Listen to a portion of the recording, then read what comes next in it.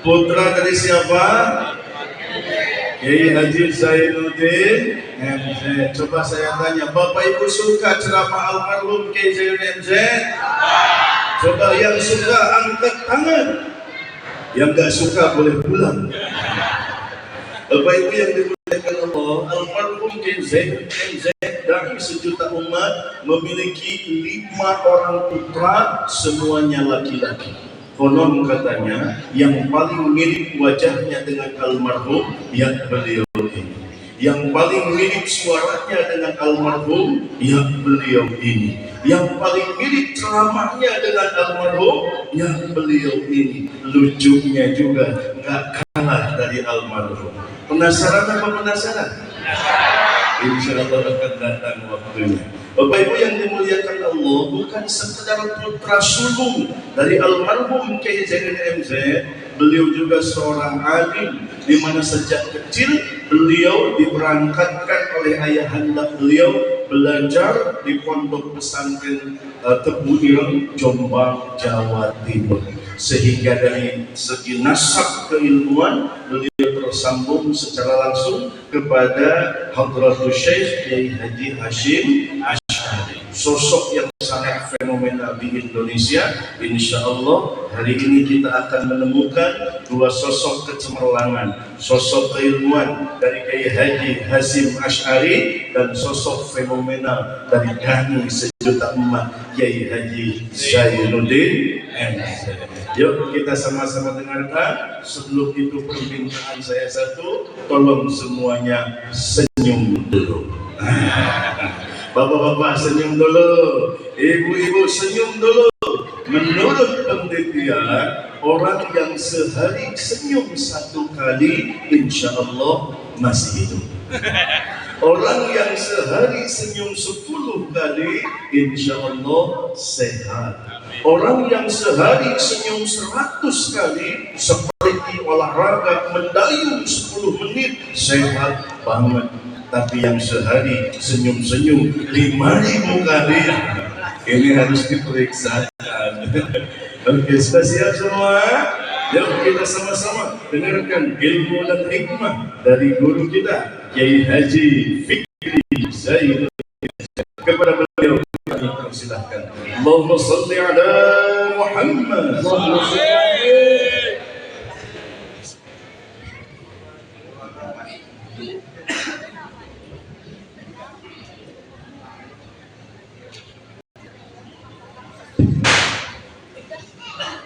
Assalamualaikum warahmatullahi wabarakatuh.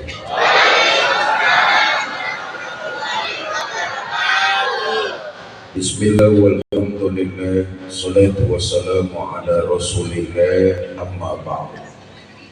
Yang mulia para ulama, para kiai, para asatiz dan asatizah, yang saya hormati para tokoh masyarakat hadir di tengah-tengah kita, Pak Camat, DKM Masjid Baitul Ikhwan, ibu bapak, saudara-saudara kaum muslimin yang saya cintai.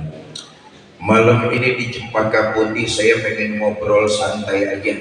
Ada 2 persoalan yang pengen saya sampaikan. Mudah-mudahan 2 persoalan ini selesai dalam waktu 5 menit.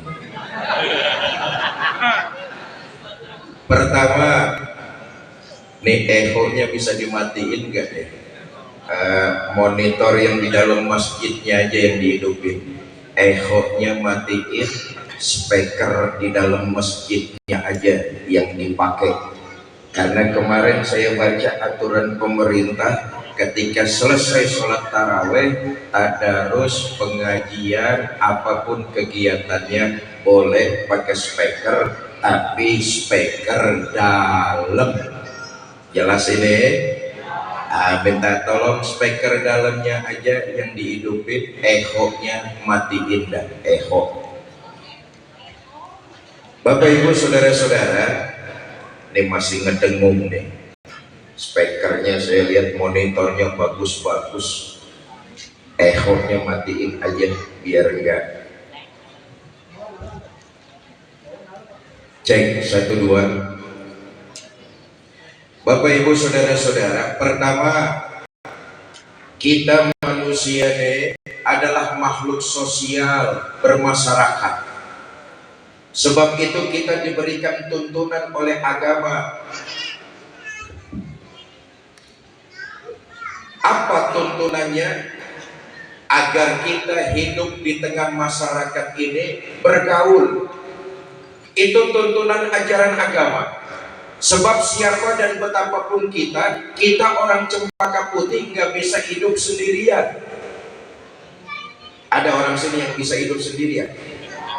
Siapa dan betapapun kita nggak bisa hidup sendirian. Ini Pak Camat, bagaimanapun hebat leadershipnya, bagaimanapun bagus jiwa kepemimpinannya, tapi di Cempaka Putih nggak ada warganya yang mau dipimpin tuyul. Betul apa enggak? Siapa dan bagaimanapun kita nggak bakal bisa hidup sendirian. Kita perlu bantuan orang dan orang perlu bantuan kita. Bodoh kalau ada orang Cempaka Putih hidupnya ngerasa bisa sendirian. Bodoh. Bodoh tahu bodoh? Geblek. Geblek tahu geblek? Bloon. Bloon. Bloon tahu bloon? Minum es ditiup bloon tuh. Ngebul disangka panas kali. Siapa dan betapapun kita nggak bisa sendirian. Saudara, ayo deh kita renungin. Jangankan perkara yang susah, perkara yang mudah aja kita perlu bantuan orang. Apa contohnya? Senyum. Senyum itu gampang apa susah? Perkara yang gampang aja kita perlu bantuan orang. Hati-hati orang Cempaka Putih kalau udah bisa nyengir sendirian di sini. Betul apa enggak? Karena itu Quran memberikan kita tuntunan.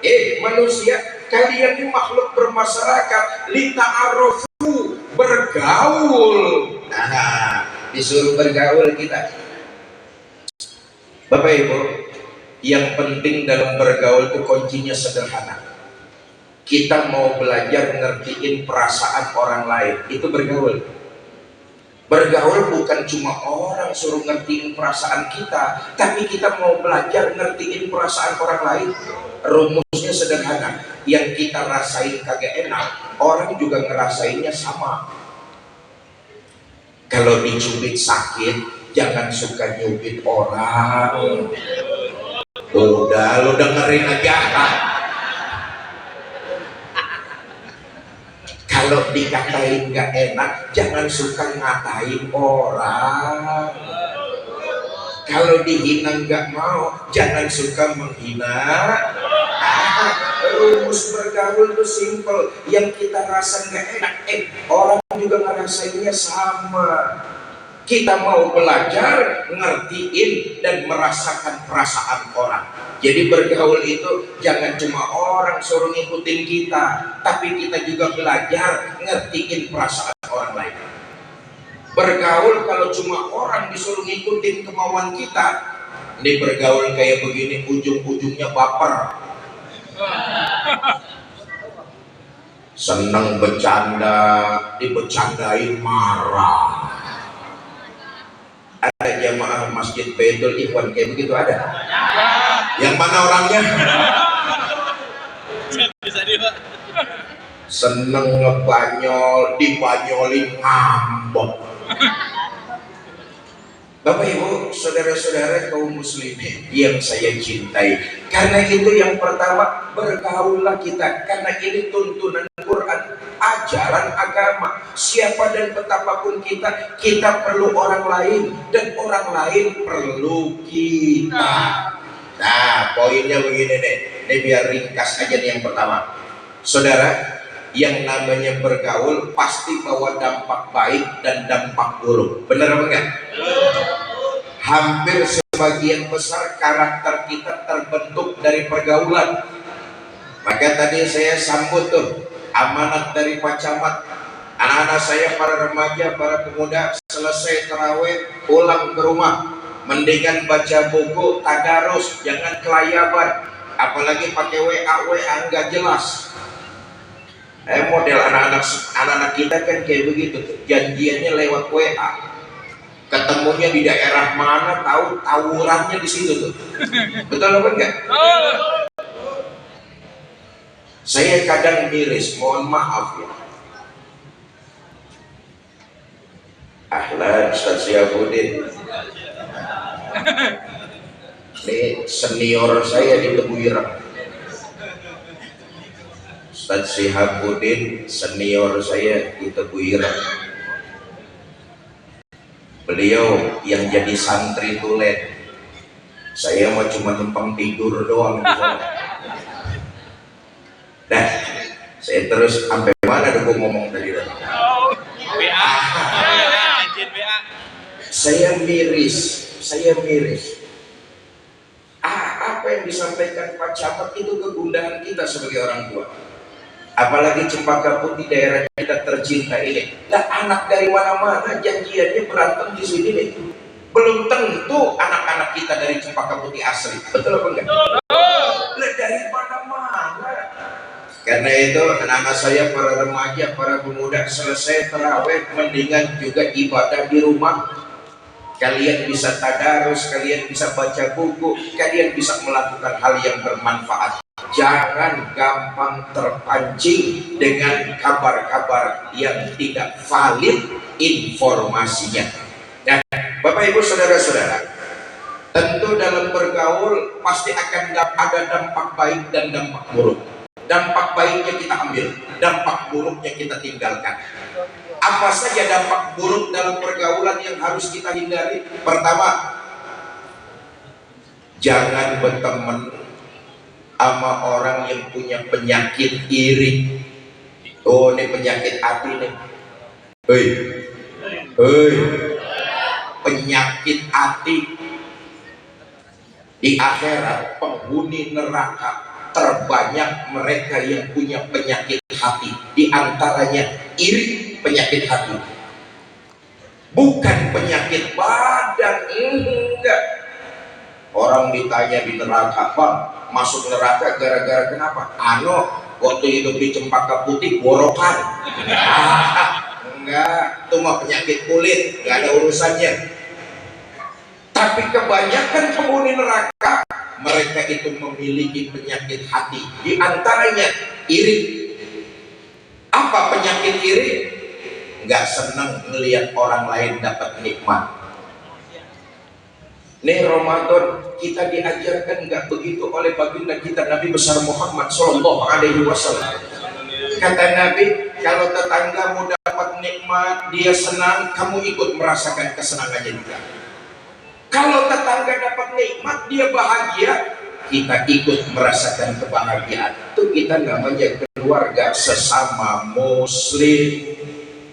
Alhamdulillah tetangga saya beli motor baru. Kapan-kapan kan saya bisa minjem kalau dikasih. Tetangganya beli mobil baru, alhamdulillah tetangga saya beli mobil baru. Kapan-kapan kan saya bisa minjem. Tetangganya punya istri baru, nggak boleh. Aduh, kita hidup di Cempaka Putih nih, bergaul, ada aja orang yang punya penyakit iri. Betul apa enggak?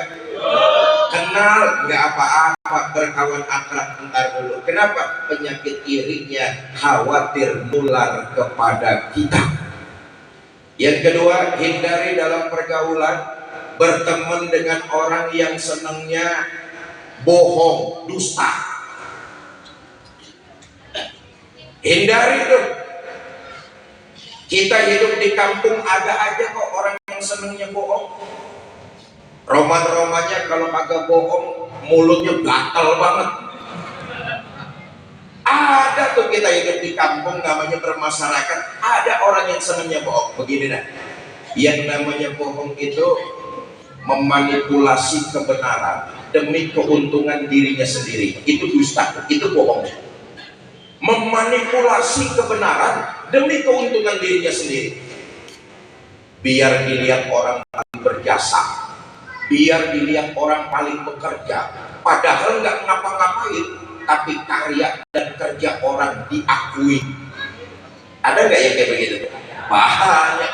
Orang kampung saya Kebayoran, orang kampung saya ngatanya begini, ayam yang bertelur, sapi yang dapat nama.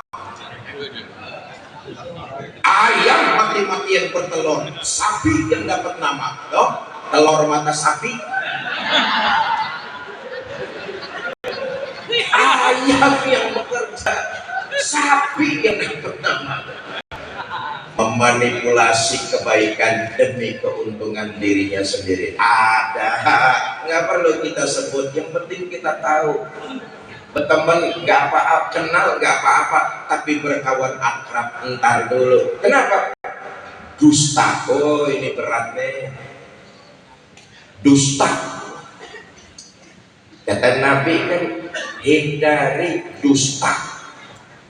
Berlakulah jujur.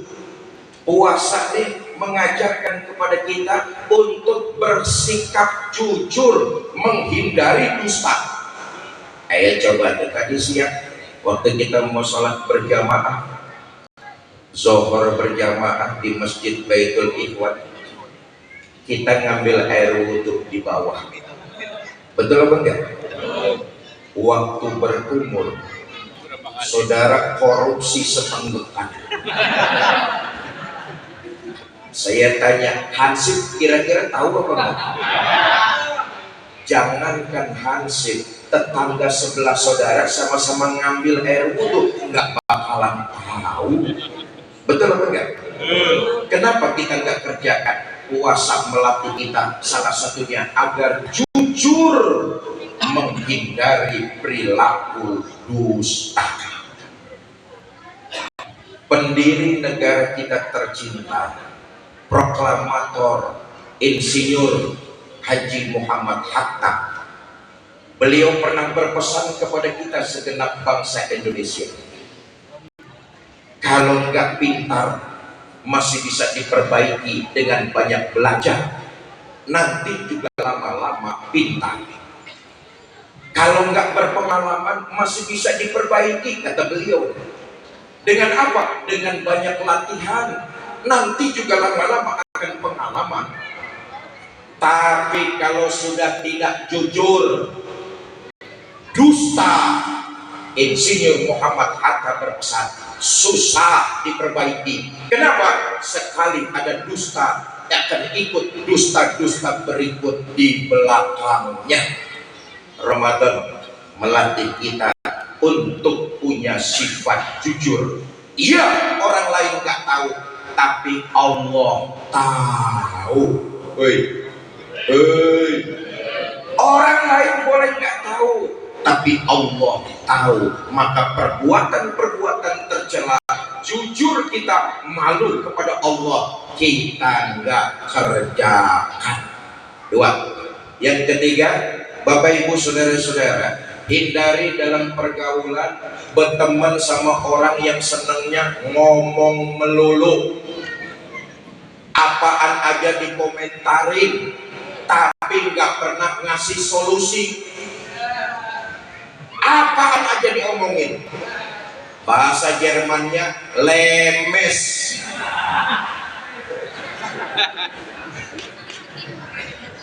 Nah, kita kan hidup di kampung, ada aja orang yang cupar. Cupar apa cupar? Apaan aja diomongin, apaan aja dikomentarin, tapi nggak pernah memberikan solusi. Saudara, orang kayak begini lah, masukin kuping kanan, balikin aja lagi kuping kanan.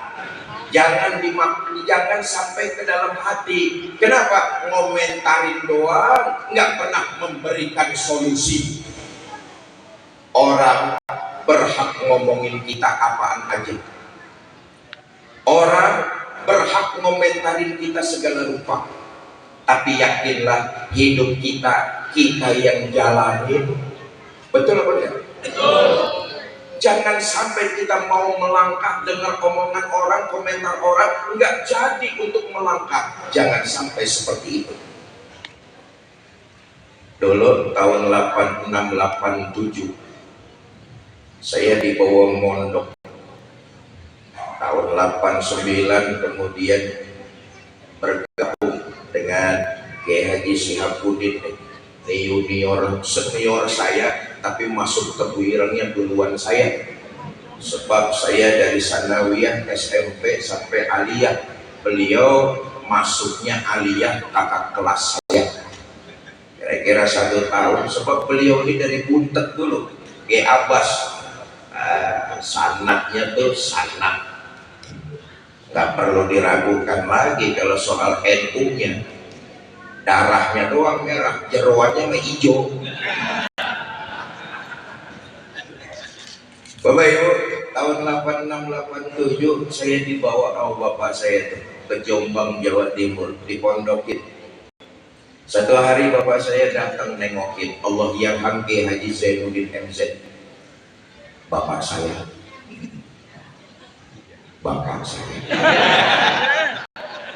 Saudara kenalkan sama Kiai Zainuddin? Kenalan di mana? Kenal. Di radio.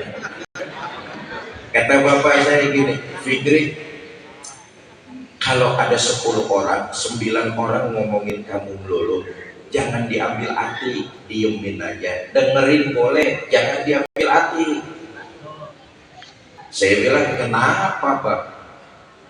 Biarin 9 orang itu ngomongin kamu.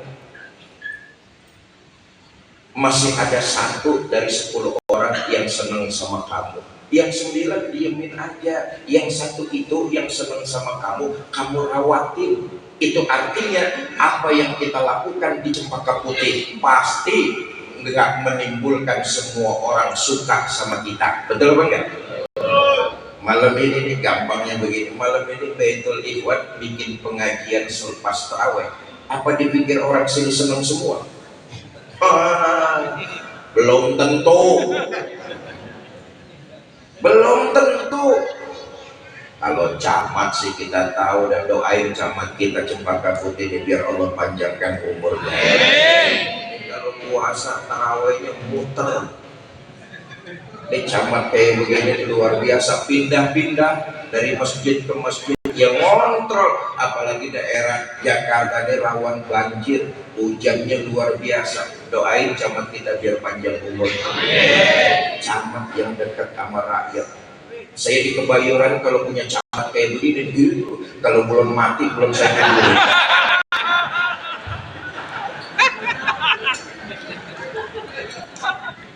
Bapak Ibu, saudara-saudara kaum muslimin yang saya cintai, begitulah kehidupan kita di tengah masyarakat. Pasti ada yang pro, ada yang kontra. Selama kita yakin berjalan di atas nilai kebenaran, omongan orang jangan jadi penghalang langkah kaki kita untuk mencapai nilai-nilai kebaikan. Jelas? Jelas? Atau ya. Yang kedua,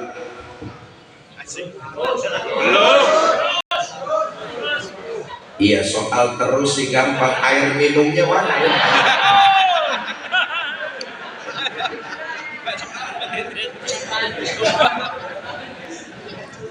Ya, naro ancam. Bapak Ibu kaum muslimin yang saya cintai. Nah, yang kedua, saudara, alhamdulillah, bersyukur kita kepada Allah. Hari ini kita memasuki hari ke-5 melaksanakan ibadah Ramadan. Bersyukur kita kepada Allah. Kenapa? Ramadan tahun lalu kita masih tarawih sama teman, kita masih buka bersama sama keluarga besar kita. Tapi tahun ini mereka sudah banyak yang pergi meninggalkan kita. Betul banget. Mereka nggak sempat dan nggak bisa lagi melakukan ibadah yang sangat spesial, yaitu bulan Ramadan. Pertama, Ramadan itu oleh para ulama disebut ibadah sirriyah. Apa ibadah sirriyah itu? Ibadah yang pelaku dan Allah saja yang tahu. Ini hebatnya ibadah puasa. Pelaku dan Allah saja yang tahu. Berbeda dengan ibadah-ibadah yang lain. Haji atau umroh, oh sekampung orang tahu. Betul apa enggak? Sholat paling enggak semasjid lihat. Betul apa enggak? Sedekah, zakat paling tidak pengurus masjid tahu. Ibadah-ibadah yang lain gampang terkena unsur riya. Pengen diponten orang riya tuh begitu tuh. Ponten tahu ponten?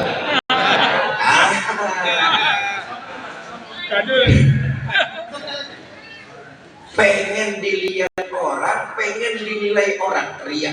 Maka ibadah-ibadah yang lain gampang kena penyakit riya. Sholat, kita tahulah kualitas sholat diri kita masing-masing.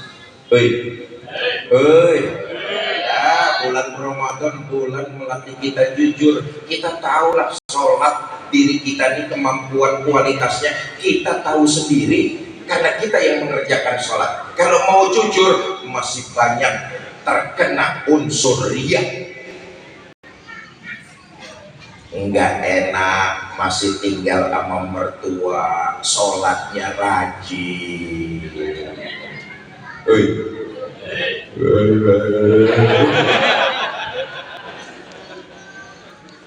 Pengen dilihat orang ahli ibadah datang ke masjid, pengen dibilang orang ahli ibadah, rajin banget hadir di masjid, belum masuk waktu sholat udah ngejedok.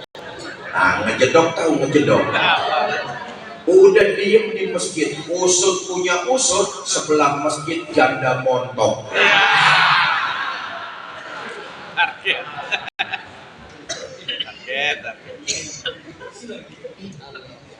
Ya, makasih.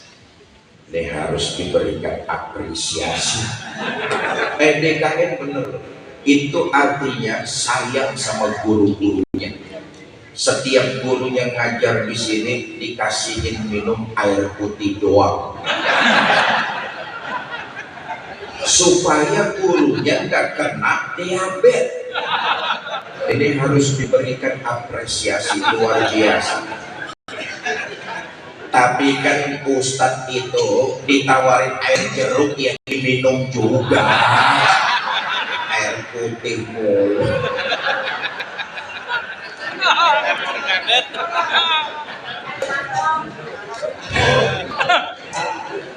Bapak Ibu saudara-saudara, nah puasa susah dimasukin unsur riya. Sholat kelihatan tuh, kelihatan kok,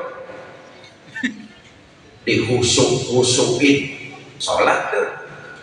Sedekah kelihatan tuh, jumlahnya digedein agar terkena masuk unsur riya biar diponten orang. Nah itu dia.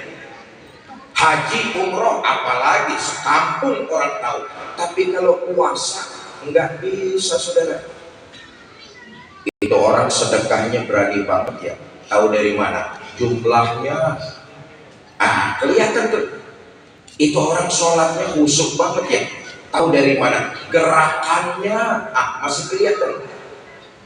Itu orang pergi haji umroh, wah luar biasa ya, memang kelihatan diantar kok.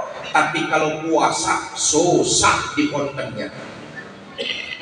Itu orang puasanya hebat banget ya. Dari mana taunya? Beludah melulu. Nggak bisa, nggak bisa. Bau jinggung beludah melulu. Nggak bisa. Deh, saudara. Tadi besok nih. Nih hebatnya ibadah puasa nih, cuman kita pelaku dan Allah saja yang tahu.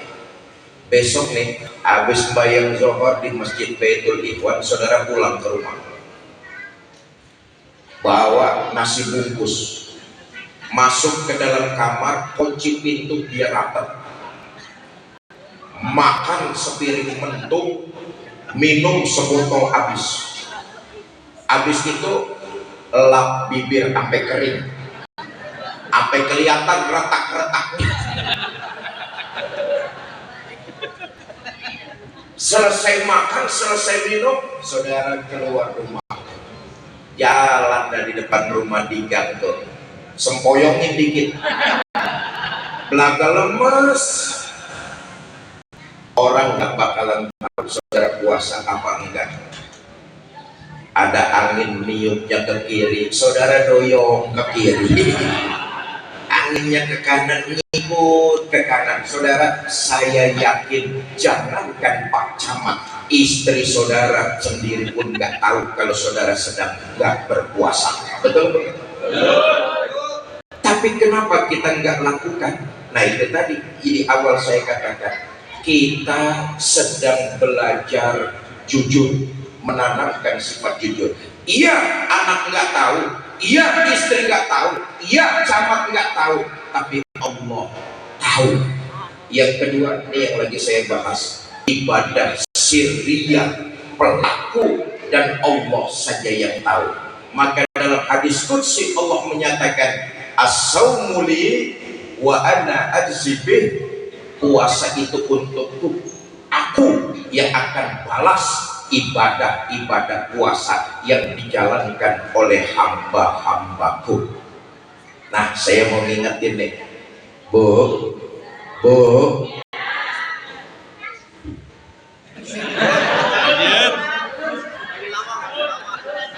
ntar dulu, terus. Ini pidatonya sampai jam berapa nih Pak DKM? Ntar dulu, pidatonya sampai jam berapa di sini? Hah? Jam 11. Lo kagak bayar aja nawar.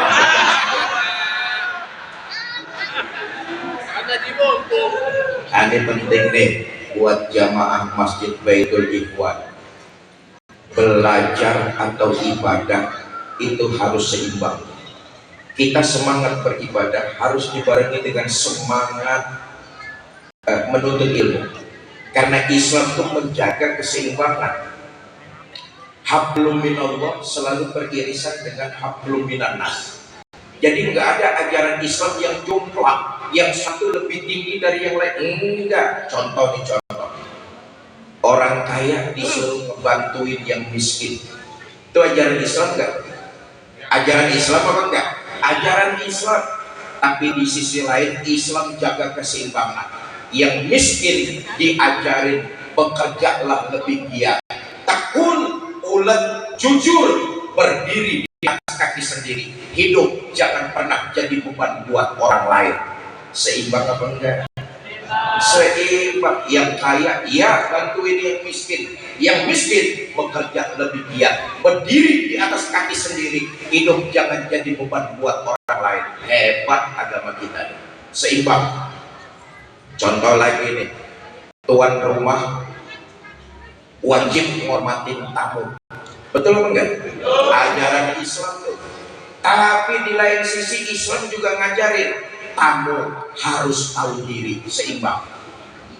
Kau tuan rumah, iya Pak, wajib hormati tamu. Kau tamu, iya Pak, tahu diri. Kalau besok hari kerja, pidatonya jangan lama-lama.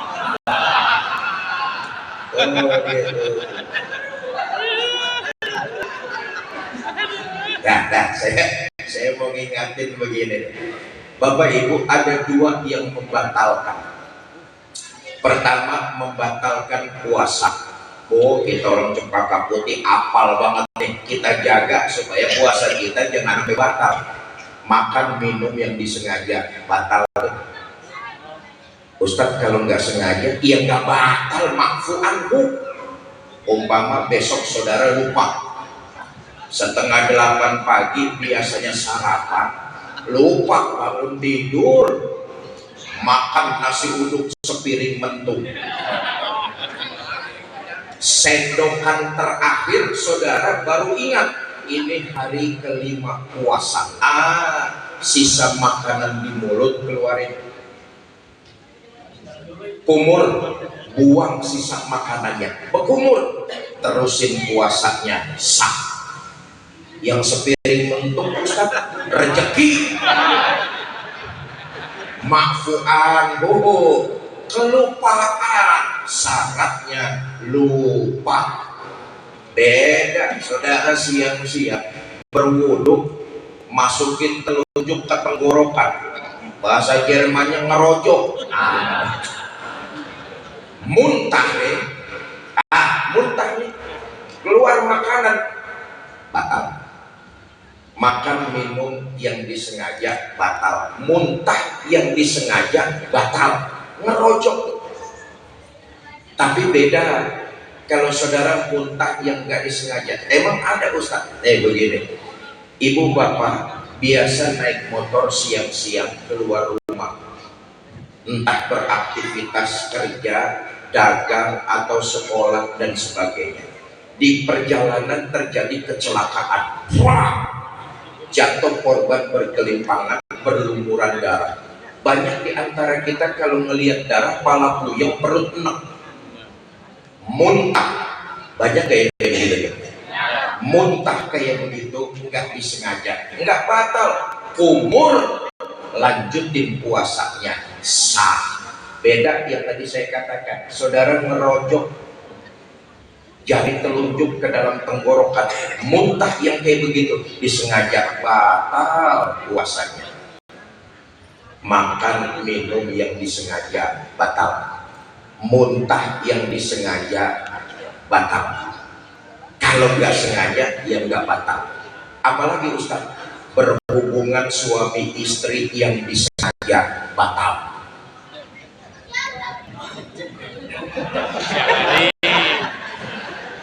Kalau nggak sengaja ya nggak batal, cuma ngapa goblok amat itu nggak sengaja. Nah, kita orang Cempaka Putih ini umumnya apal banget dari yang membatalkan, makanya kita jaga tuh. Tapi ada dua yang terpenting nih, yang membatalkan pahala puasa. Ya, jadikan Ramadan tahun ini lebih berarti dari Ramadan tahun lalu. Bagaimana caranya? Jaga dari yang membatalkan.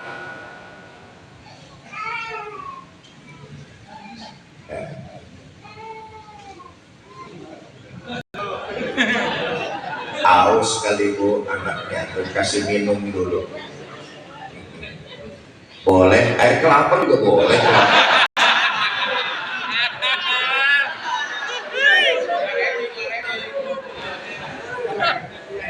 Nih, ada dua. Ini yang penting nih.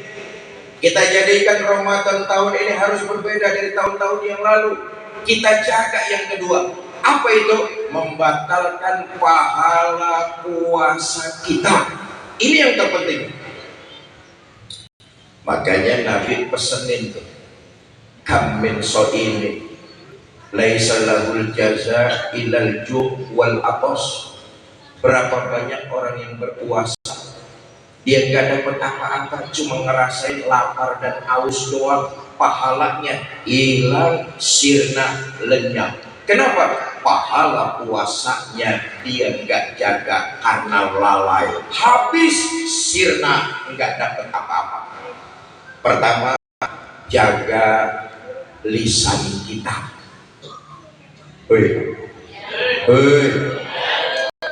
Setengah 6 udah beres-beres, makanan udah tersedia di meja makan, emang enak sambil nunggu datangnya waktu maghrib, ngobrol sama tetangga.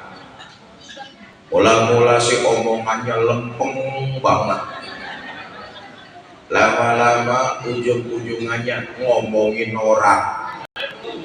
Kenapa? Di kecamatan Cempaka Putih kebanjiran, camat diomongin. Umpama tanpa kita sadari itu menghabiskan pahala puasa kita. Saya yakin kok di sini nggak ada yang ngomongin orang. Di sini.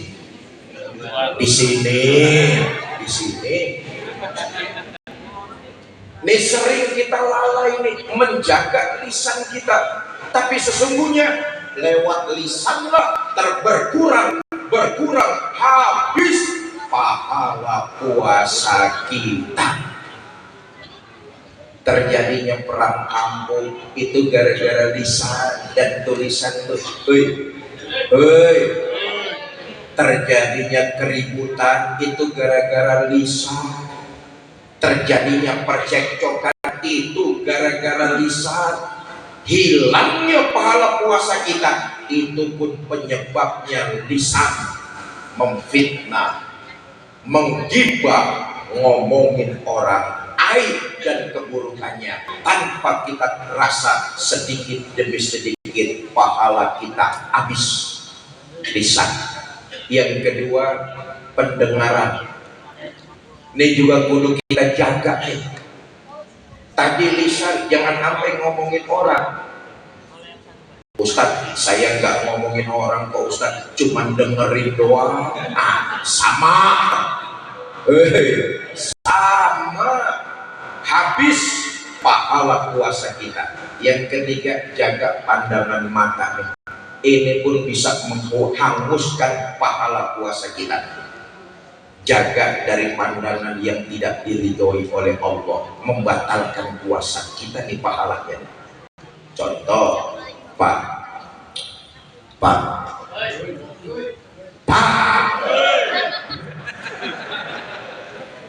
siang-siang Bapak mau ngantor, apa mau ke pasar, apa mau dagang, mau beraktivitas, naik kendaraan umum, nunggunya di stand plat. Ya bahasa sekarang halte lah, nunggu di halte. Lagi nunggu, saudara ngeliat nggak sengaja aurat perempuan pakai rok pendek. Dengerin dulu. Awas, itu bisa menghilangkan pahala puasa kita. Makanya kata Sayyidina Ali bin Abi Thalib karamallahu wajhah, an-nazratu ula laka, pandangan pertama itu buat kamu. Kalau saudara ngelihat ada perempuan pakai roknya cekak, rok cekak, tahu ya rok cekak ya? Begitu melihat itu, kata Sayyidina Ali, langsunglah melakukan istighfar. Astagfirullah, palingkan wajah saudara. Kenapa? Jangan sampai pahala puasanya berkurang. Jelas ini. Begitu melihat, astagfirullah, palingkan wajah. Ini kan kita enggak. Istighfarnya mah kenceng banget, matanya melotot aja ke situ. Mau bahas ini. Bapak Ibu saudara-saudara kaum muslimin yang saya cintai. Nah, pertama Syria, jaga pahala puasa kita tuh. Selain dari yang membatalkan, jaga juga pahala puasa kita agar tetap diterima oleh Allah Subhanahu wa taala. Amin. Yang kedua, selain ibadah Syria, yang kedua Ramadan, Allah lipat gandakan nilai-nilai kebaikan yang dilakukan oleh hamba-Nya. Ya Allah, saya gak bisa membayangkan. Mudah-mudahan semua yang hadir malam ini Allah lipat gandakan pahala. Datang dari rumah tadi mau sholat isya berjamaah di sini, tiap langkah kaki kita, tiap langkah. Ustaz kalau pakai motor, ya tiap putaran motor, ban roda motor. Tiap langkah kaki kita bernilai pahala dan dilipat gandakan pahalanya. 1 kali 10, 10 kali 7, 7 masih dikalihin 100. dan 100 masih dilipat gandakan. Wallahu yudhaifu liman yasha. Allah lipat gandakan. Salat Isya berjamaah dilanjutkan dengan salat tarawih berjamaah, dilanjutkan dengan tahlil, tahmid, zikir tadi itu sayur-sayur saya sudah datang. Itu pahalanya luar biasa. Diikuti dengan pengajian kalimat-kalimat nasihat yang baik. Enggak cukup sampai di situ. Selesai kita nanti berdoa, kembali kita ke rumah masing-masing. Sepanjang perjalanan Allah gugurkan salah dan dosa yang pernah kita lakukan. Maka jadikan momentum Ramadan tahun ini untuk semangat meningkatkan nilai-nilai kebaikan kita. Saudara, Islam bukan agama yang teoritis, tapi Islam agama yang praktis. Nah, ini penting. Contoh, kita disuruh ngerasain keluarga-keluarga kita yang kelaparan. Dengan apa? Dengan ibadah puasa. Kalau kamu, hai orang-orang beriman, puasa itu yang dipanggil adalah orang-orang yang beriman. Ini perlu digarisbawahi nih. Hei, yang dipanggil ngerjain puasa orang-orang beriman. Ya ayyuhallazina amanu kutiba alaikumusiyam. Yang dipanggil ngerjain puasa orang-orang beriman. Kalau merasa beriman, maka kerjakan ibadah puasa. Islam dengan puasa pengen nyuruh kita ngerasain keluarga kita yang lapar dan kehausan. Lapar dan haus itu nggak bisa selesai hanya dengan simposium, penataran, seminar, enggak. Tapi kelaparan dan kehausan hanya bisa diselesaikan dengan ikut merasakan kelaparan dan kehausan mereka yang tiap hari dan tiap saat merasakan itu. Makanya kita disuruh puasa. Saya tanya nih orang Cempaka Putih, puasa enak apa enggak? Ah, sotan. Saya tanya, puasa enak apa enggak? Enggak enak. Wong rasa nahan rasa lapar dan haus, nahan lapar, nahan haus, enggak enak. Ayo kita kembali lagi. Kita disuruh puasa paling lama 12 jam. Dari mulai imsak subuh sampai berkumandang azan maghrib, kurang lebih 12 jam. Kita rasakan puasa, lapar sama haus nggak enak. Di situ kita muncul sebuah renungan bagaimana keluarga-keluarga kita yang hidupnya di bawah jembatan, yang hidupnya di emperan-emperan, yang hidupnya di dalam gorong-gorong. Mereka enggak cuma zaman lapar, kita cuma 12 jam, tapi mereka laparnya setiap hari, setiap minggu, setiap bulan. Kita rasakan gak enaknya lapar dan haus. Kita bisa merasakan bagaimana keluarga-keluarga kita itu kelaparan setiap saat. Maka dari situ muncullah kesadaran. Ramadan mengajarkan kita gotong royong, peduli, peka, mau berbagi kepada sesama. Itu poinnya tuh. Bapak Ibu saudara-saudara, nah karena itu ini bulan Ramadan, bulan yang istimewa. Karena nggak ada jaminan Ramadan tahun depan kita ketemu lagi apa enggak. Maka yang terakhir saya ingin mengajak, ayo totalitas maksimal semangat di bulan Ramadan ini, tingkatkan nilai-nilai kebaikan kita, peduli, mau berbagi dan membantu sesama. Bapak Ibu saudara-saudara, mau meningkatkan kualitas ibadah di bulan Ramadan? Nah, yang jawab 50 orang. Saudara-saudara, mau meningkatkan kualitas ibadah di bulan Ramadan? Mau punya hati yang peka? Mau ikut peduli? Sekarang saya tes. Bapak Ibu saudara-saudara, malam ini mau ikut bersedekah? Bawa uang? Berapa? 5.000. Saya kasih tahu, liburan kalau sama anak bini hari Sabtu hari Minggu ke Taman Safari Cipanas, itu tiket masuknya aja udah 300.000.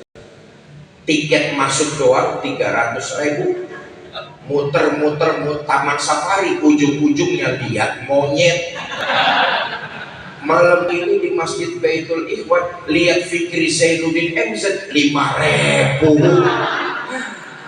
Mahalan lihat monyet ketimbang lihat saya. Gak apa-apa, yang namanya kebaikan itu berbagi, saudara, bukan soal jumlahnya, tapi soal ikhlasnya. Betul apa enggak? Apalagi Nabi ngasih tahu kita, amalan sedekah itu nanti bisa menerangi cahaya di alam kubur kalian. Amalan sedekah yang kalian lakukan di dunia, dia bisa jadi pelita cahaya lentera yang menyinari kubur kalian sendiri. Dan kita bikin cahaya kubur kita seterang-terangnya melalui amalan sedekah. Ustaz, kalau saya sedekah 1 juta gimana Ustaz? Insya Allah cahaya kuburnya terang, lampu neon 1 juta neon.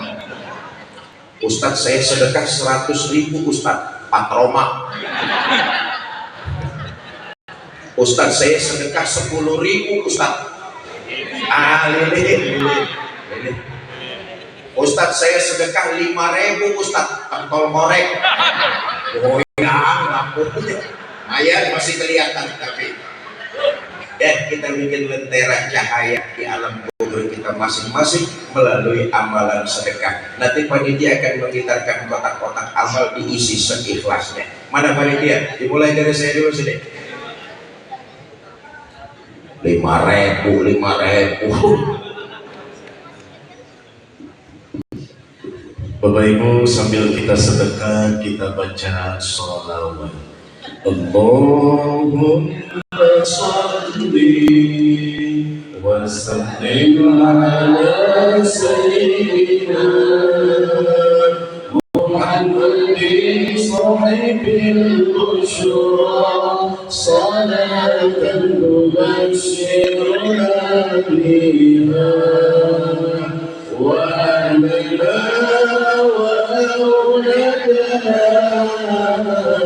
وجميع مشايخنا ومعلمينا وطلبتنا وطالبتنا من يومنا هذا إلى يوم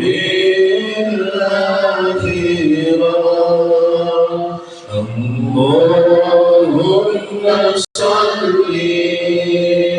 وسلم على سيدنا محمد